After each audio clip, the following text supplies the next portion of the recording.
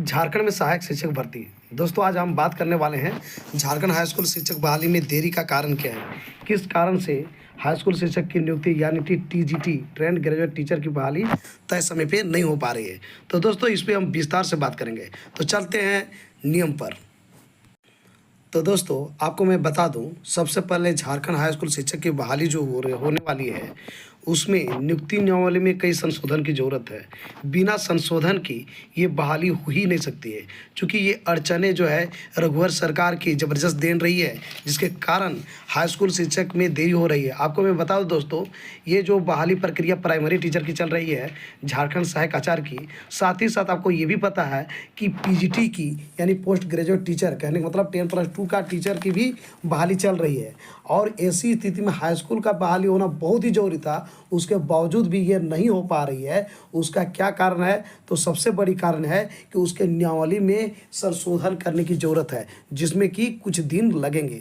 तो दोस्तों इसमें कैबिनेट की बैठक होनी बहुत ज़रूरी है और बिना कैबिनेट की बैठक की संभव नहीं है। तो दोस्तों इसमें टाइम लगने वाली है, डिले थोड़ा सा होगी, लेकिन जो होगी बहाली सबसे ज़्यादा आपको देखने को मिलेगी और जो है प्योर गवर्नमेंट की होगी, यानी कि इसमें वेतन आपको ज़्यादा मिलेगी। हालांकि झारखंड सहायक आचार्य में इससे जो है दोगुने बहाली होने वाली है, लेकिन दोस्तों झारखंड सहायक आचार्य में वेतन बहुत ही कम है। मिला जुला के बात करते हैं कि ये बहुत बड़ी बहाली होगी और बहुत बड़ी ये सरकार के लिए उपलब्धि भी होगी। लेकिन यहाँ पर पेच फंस चुका है। पेच ये फंसा हुआ है कि इसके नियमावली में संशोधन करना जरूरी है। बिना संशोधन की बहाली हो ही नहीं सकती है दोस्तों। तो बता दें कि हाई स्कूल शिक्षक नियुक्ति नियमावली में कई संशोधन की आवश्यकता है।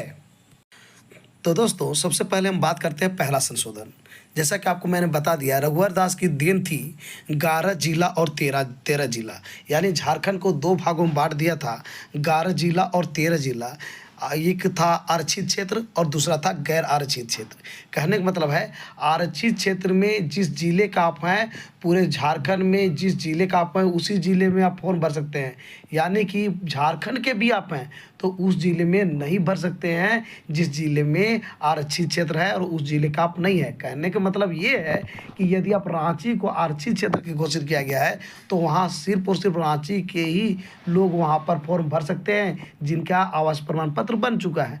लेकिन अब झारखंड के ही हैं और रांची में घर न होके आपका घर यदि गोड्डा में है तो आप रांची में फॉर्म नहीं भर सकते थे। ये था आरक्षित क्षेत्र। वही दूसरी ओर क्या था, जो गैर आरक्षित क्षेत्र कहा गया था, उसमें उस जिला का तो फॉर्म भरा ही जाएगा। जैसे सपोज करो चतरा एक जिला है जो कि गैर आरक्षित क्षेत्र था, तो चतरा के लोग तो वहाँ पर फॉर्म भरने के लिए एलिजिबल थे ही, साथ ही साथ ऑल झारखंड के भी भर सकते थे। और इतना ही नहीं, पूरे ऑल इंडिया का आदमी भर सकते थे। तो यहाँ पे ये नियम क्या किया गया था रघुवर दास के समय में कि एक को बहुत ज़्यादा प्रेफरेंस दिया गया था तो दूसरी तरफ पूरी सुरक्षित कर दिया गया था। यानी जो आरक्षित क्षेत्र था उनकी नौकरी पक्की हो जा रही थी और गैर आरक्षित क्षेत्र में पूरे ऑल इंडिया के फॉर्म भर सकते थे, यानी open to all over the India कर दिया गया था। यानी कि भारत के सभी लोग फॉर्म भर दिए गए थे। तो ये बहुत ही गलत हुआ, जिसके कारण जो है लोग परेशान हुए और ये मैटर कोर्ट गया। कोर्ट के बाद सुप्रीम कोर्ट में गया और मामला कोर्ट में भी वही चीज़ कहा, सुप्रीम कोर्ट में भी ये कहा कि ये गलत हुआ है। एक राज्य में 2 नियम नहीं बन सकते हैं, अलग अलग नियम नहीं बन सकते हैं। और ये कैसे संभव है कि एक ही राज्य में राज्य का ही निवासी उस जिले में फॉर्म नहीं भर सके? तो ये दिक्कत था। इसलिए जो है इस प्रकार से ये कहा गया कि जो रिजल्ट जो दिया जाए अंत में जो बचे हुए कैंडिडेट हैं उनको पूरे राज्य स्तर पर दिया जाए। तो इस प्रकार से जो है कहा कि जो गलतियां हो गई है, जो बहाली हो गई है, उस पर संशोधन नहीं किया जा सकता है।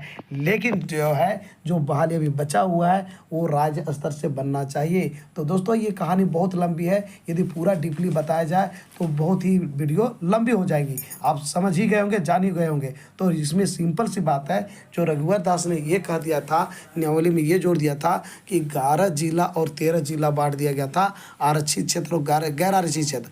अब ये कहानी खत्म है। अब क्या होगा, अब नया नियमावली के तहत ये जो है राज्य स्तर पर मेरिट बनेगी या फिर जिलावार ही बहाली होगी। तो इसमें क्या होगा, तो यदि ऑल इंडिया का लोग यहाँ पे शामिल होंगे तो सभी जिला में शामिल होंगे और नहीं होंगे तो किसी में शामिल नहीं होंगे। सबके लिए आरक्षित कर दिया जाएगा या फिर मतलब गैर आरक्षित करना है तो सभी जिलों के लिए होगा। ऐसा संशोधन यहाँ पर करने की ज़रूरत है, जिसमें कि अभी तक संशोधन नहीं हुआ है दोस्तों। इस प्रकार से 11 जिला और 13 जिला वाला मैटर को पहले समाप्त करना होगा, जो कि ये जो सरकार है चंपा सोरेन के लिए बहुत ही कठिन परीक्षा है दोस्तों। अब बात करते हैं दूसरा संशोधन। तो दूसरा संशोधन दोस्तों एनसीटी के गाइडलाइंस के अनुसार नियमावली बनाने की ज़रूरत है। यानी कि जो नियमावली है उसमें बहुत कुछ सुधार करने की ज़रूरत है। एनसीटी का अलग अलग गाइडलाइंस आया हुआ है, प्राइमरी टीचर के लिए, हाई स्कूल टीचर के लिए, 10+2 टीचर के लिए नया नया नियम निकाला गया है। तो उसके अनुसार वहाँ पर संशोधन करने की ज़रूरत है। वहाँ पर कुछ जो है आंशिक संशोधन करना होगा। जैसे कि पहले इंटीग्रेटेड कोर्स नहीं आया था, तो ये सारे कोर्स आ गया है, वहाँ पर जोड़ना है, जो कि एनसीटी के गाइडलाइंस में दिया हुआ है। तो एनसीटी के गाइडलाइंस के बिना नियुक्ति नहीं की जा सकती है पूरे भारत में। तो यहाँ पर भी दूसरा संशोधन करने की ज़रूरत है। दोस्तों आपको ये भी पता है कि 2015 के बाद अभी तक जिलावार रोस्टर क्लियर नहीं किया गया है हाई स्कूल शिक्षक के लिए। यानी कि अभी बहाली जोड़ा जाए तो कम से कम 20,000 शिक्षकों की नियुक्ति होनी है हाई स्कूल शिक्षकों में। तो दोस्तों ये 2015 के बाद यानी 9 साल से रोस्टर क्लियर नहीं हुआ है। 9 साल में बहुत सारे लोग जो है रिटायर हो चुके हैं और बहाली हुई नहीं है, जो कि एक इतिहास हुआ। इतनी लंबी कभी बहाली ब्रेक नहीं हुई थी, रुकी हुई नहीं थी।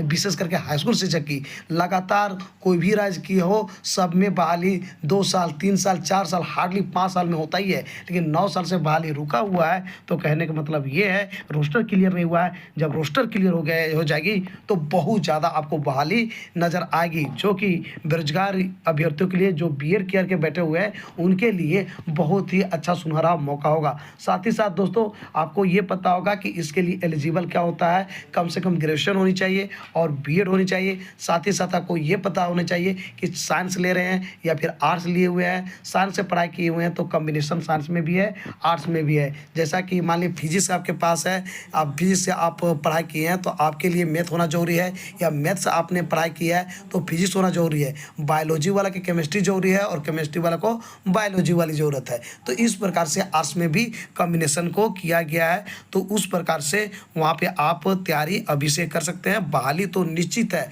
सरकार को करना ही पड़ेगा, चाहे जो भी हो। बहाली नहीं करेगी तो अभी मैं बताता हूँ कि जितने भी विपक्ष है सिर्फ एक ही प्रश्न उठा रहा है कि कहाँ गई 5 लाख बहाली। जहाँ जाइए सिर्फ और सिर्फ जहाँ भी मुद्दा उठा रहा है सब विपक्ष यही कह रहा है कि जब गवर्नमेंट आई थी तो यह कह के आई थी कि मेरी सरकार बनेगी तो 5 लाख वैकेंसी को पूरा करेगी, जिसमें कि अभी लोगों को लग रहा है सरकार कुछ भी कर ले, कितना भी कुछ कर ले, कुछ भी सुपरस्टार बन जाए, 2 लाख से ज़्यादा बहाली नहीं कर सकती है। ये जो है बहुत बड़ा चुनौती हो गई है, चुनौतीपूर्ण बात हो गई है यहाँ के मुख्यमंत्री के लिए। चूँकि क्या है ये हेमंत सोरेन ने पहले ध्यान ही नहीं दिया, अंतिम बॉल में छक्का मारने के चक्कर में सब कुछ गड़बड़ कर दिया है। हालांकि चंपा सोरेन पूरी तरह से कोशिश कर रहे हैं कि जो गवर्नमेंट वादा करके आई थी 5 लाख हम पूरा करेंगे, लेकिन इनका कोशिश जरूर रहेगा। लेकिन उम्मीद ये जताई जा रही है, जहाँ विपक्ष हो या कोई भी जो कंपटीशन की तैयारी कर रहे हो, वो यही कह रहे हैं कि ये बहाली अभी असंभव है। लेकिन सरकार चाहेगी तो 2 लाख बहाली कर सकती है, और सरकार ये चाह रही है कि 5 लाख हम बहाली करके विपक्ष का मुंह तोड़ जवाब देंगे। तो दोस्तों आपको मैं बता दूं 2015 के बाद रोस्टर जिलावार क्लियर नहीं हुआ है और बहाली ज़्यादा तादाद मात्रा में होने वाली है। दोस्तों सरकार के लिए एक और बड़ी चुनौती है। दोस्तों चुनौती क्या है? बहाली प्रक्रिया शुरू करने से पहले कानूनी राय लिया जाएगा।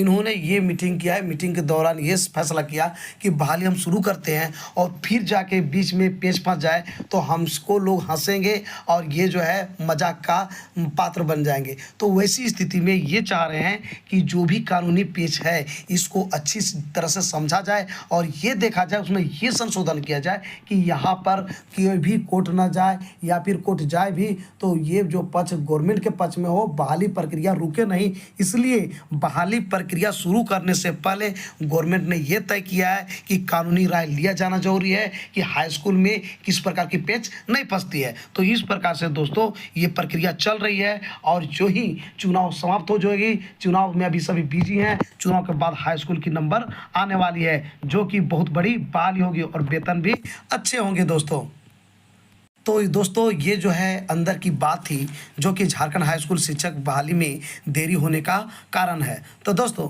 आज का मेरा ये वीडियो आपको कैसा लगा ज़रूर अपना राय मुझे दें इस वीडियो के कमेंट बॉक्स में। यदि ये वीडियो आपको अच्छा लगा दोस्तों तो इस वीडियो को कर दीजिए लाइक, चैनल को कर दीजिए सब्सक्राइब और ज़्यादा से ज़्यादा दोस्तों को इस वीडियो को कर दीजिए शेयर। तो दोस्तों फिर मिलते हैं एक नए और ऑथेंटिक वीडियो के साथ, तब तक के लिए हमें इजाज़त दीजिए। धन्यवाद।